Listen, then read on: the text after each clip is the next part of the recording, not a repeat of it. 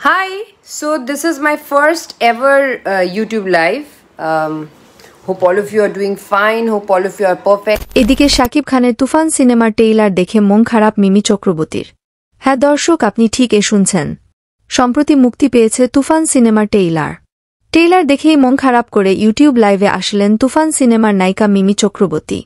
মিমি চক্রবর্তী লাইভে বলেন, ট্রেইলার দেখার পরেও এখনও পর্যন্ত তুফান সিনেমার মেন ভিলেনটাকে দেখা যায়নি। মিমির কথা মতো তুফানে মেন ভিলেনকে দেখানোর কথা থাকলেও এখন পর্যন্ত সেই ভিলেনকে ক্যামেরার সামনে আনা হয়নি কেন?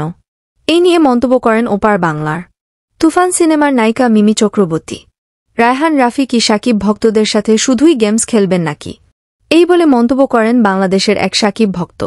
তো প্রাণপ্রিয় ভিউয়ার্স, আপনাদের কাছে কি মনে হয় তুফান সিনেমায় কি মেন ভিলেন আছে কি না, তা আমাদের কমেন্ট করে জানিয়ে দিতে ভুলবেন না। তাড়াতাড়ি যাচ্ছে পুরো ব্যাপারটা, এটা আসতে কি করে হয় একটু can anybody comment here that